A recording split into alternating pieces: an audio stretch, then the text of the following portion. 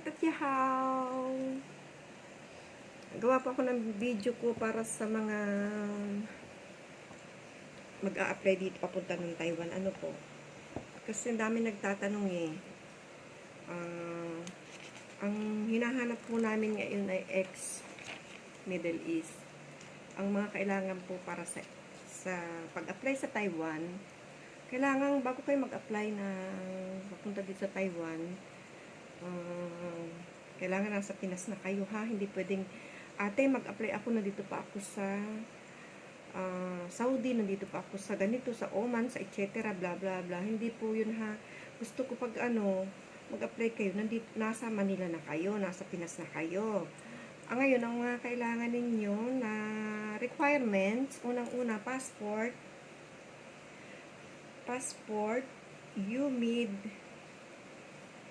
UMID ID ang kailangan ninyo. Ano po ba yung UMID ID? Ang UMID ID ay nakukuha yun ay sa SSS. Kailangan ang UMID nyo ay accredited ng SS. Hindi, ang ibig ko sabihin ay nasa SSS kayo, mapa-UMID kayo. Sabihin nyo, pa-UMID po. Pero kung UMID holder na kayo, at meron na kayong passport, Saudi kayo, Middle East, mag-PM na kayo sa akin. Ngayon, ang mga tanong ganito. Magkano po ba ang placement fee? Ang placement fee, hindi po ako nagsasabi. Ang magsasabi po niyan ay ang agency. Ngayon po, 5 feet lang po ako, ate. Paano ako makakapasa? Hindi naman agency ang mag-ano sa inyo eh. Mag-interview. Ako at saka si Ate Lina. Ako lang ang magbibigay kay Ate Lina ng mga resume ninyo. Ngayon, ang hinihingi kong resume, hindi yung resume na kung ano-anong mga background, etc. Basta ang hinihingi ko lang na resume, very simple lang, yung binibili lang ninyo na biodata, kahit nga biodata. Kasi, ang resume po, huwag nyo sa akin ipasa yung mga sa email na yan, huwag nyo sa akin yung ipasa, kasi hindi naman yan kailangan, kahit sa agency, hindi yan kailangan eh. Dadala lang kayo doon ng kopyahan para mailagay ninyo sa totoong resume na galing dito sa Taiwan. May Chinese, may English. Hindi niyo na kailangan pampagandahin ninyo yung resume ninyo na iba ipapasa ninyo sa agency. Hindi. Kaya ako nanghihingi ng resume sa inyo para malaman ko ang height, ang timbang, ang taas, ang edad, ang experience sa pagtatrabaho. May experience, wala, okay lang. Basta't mayroon kayong passport holder at mayroon kayong UMID ID. Pag wala kayong UMID ID, ate, kukuha pa po ako ng UMID. Huwag na kayong muna magsabi sa akin, ha. Kailangan meron na kayong UMID at saka passport. Ngayon, ang mga sumusunod na mga IDs, ipunin ninyo. ID ng elementary kayo, ID ng college kayo, high school, college kayo, diploma ninyo. Ipunin ninyo, kaya kailangan namin pag mag-a-apply kayo sa magdadalhin niyo sa agency na sasabihin namin sa inyo pag okay na kayo, approve na kayo kay Sir Lai, saka lang kayo pupunta ng agency. Hindi kayo dapat pumunta ng agency na wala kaming go signal. Mag-aano kayo dun? Tanong kayo ng tanong sa ng agency. Di kayo pakikinggan ng agency kasi wala yung go signal namin. Pagka may go signal na ang broker, saka namin nasabihan ng agency na mag-report na kayo. Hindi kayo mag-report hanggat wala kayong kontrata, wala kayong employer. Hindi kayo pupunta ng Taiwan, ng agency, ura-urada. Sagsasayang kayo ng pera. Kaya nga, ang gusto kong malaman sa inyo, may UMID ba kayo? May passport ba kayo? Okay, meron kayo niyan. Ipasa nyo ang resume ninyo with picture. O kaya picture na doon ang lahat, age, name, age, taas, timbang, experience niyo, passport holder, UMID holder, at saka cellphone number, i-attach niyo doon sa pangalan niyo, i-edit niyo, ay doon sa picture niyo, i-edit niyo. Yun ang kailangan ko. Hindi ko kailangan ng kung anong mga ganito-ganito pagkahaba-haba. At yung may mga experience ng caregiver, caretaker, wag nyo nang sabihin sa akin na kayo nakagraduate, etc. bla bla bla. Wala akong pakialam kung kayo nakagraduate or hindi. Kasi, kung kayo may in situ, very good. Pero kung kayo walang in situ, okay. May training tayo. Ngayon, ang bayad sa training center, agency ang magsasabi, hindi kami. Pero ang alam ko dyan, 25,000. Pero pwede nyo yung bayaran bago kayo umalis. At sa lending naman, wala po kaming pang-placement fee. Paano yan, te? Di wag kayo mag-apply. Kung kayo magtatanong na na wala kayong pang-placement fee or wala kayong panggastos. Ang placement fee pwede nyong utangin sa lending. Bali, ang magagastos nyo lamang yung paglakad-lakad ng papel, yung pag-training, yan, ang paglaanan ninyo kasi hindi natin yung nauutang. Ang uutangin lang po ninyo mga bebe ko ay yung bayad ninyo sa agency, yung placement fee. Ang placement fee po ay naabot ng noon, 77 ang placement fee ko, 77,000. Naka-loan ako na ng 80, ng 80,000 sa lending. Paano po ang pagbabayad ng lending? Sasabihin ng agency kung saan kayo manghihiram ng pera. At kung kayo manghihiram ng pera, bago kayo umalis, ay kailangang i-release sa inyo ang pera, i-release sa inyo ang lending ninyo pag meron na kayong visa,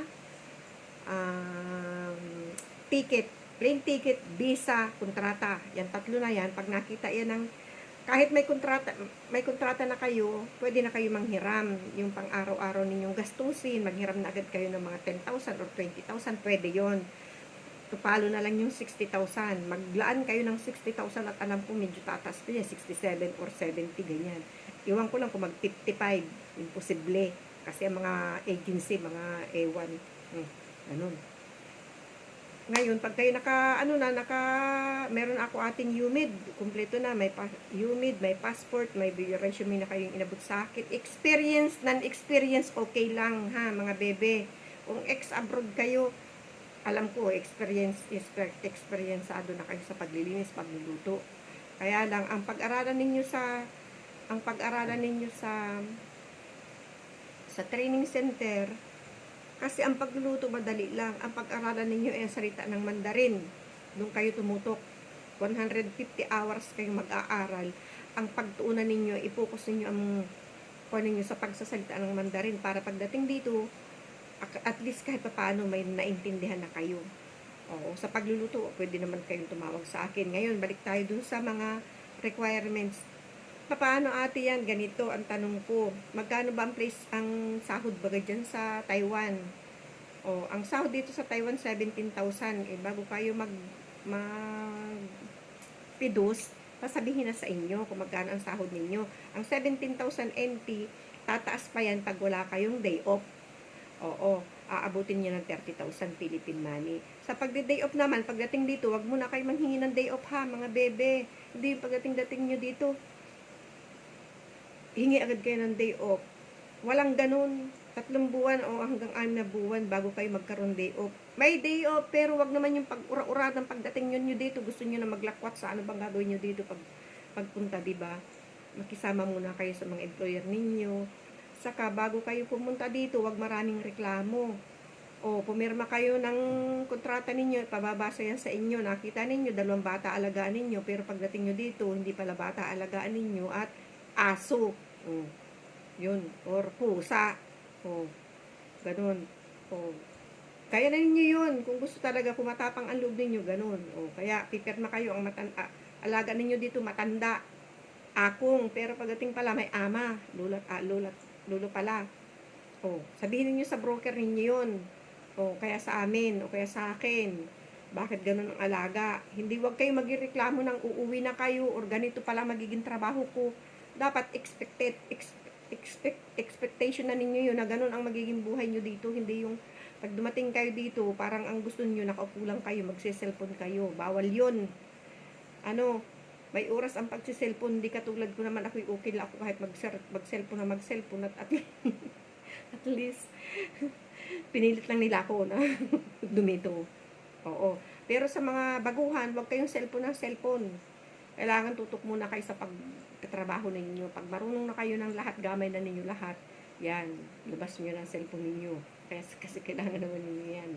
Hindi ko naman sinabi na huwag na kayo magparaselponan. Basta yung may oras ng trabaho, lalo pat lulo ang alaga ninyo, lalo pat lulang alaga ninyong bedridden or ano talaga tinginan. Ngayon, pagdating dito, kaya sinabing caretaker, caregiver, kasi may option yan. Ang maalagaan mo, ang binigay sa inyo ni Sir Lai, tinanggap ninyo, ay mag-aalaga lang kayo ng pasyente na bedridden, nasa kwarto lang kayo nun, ha?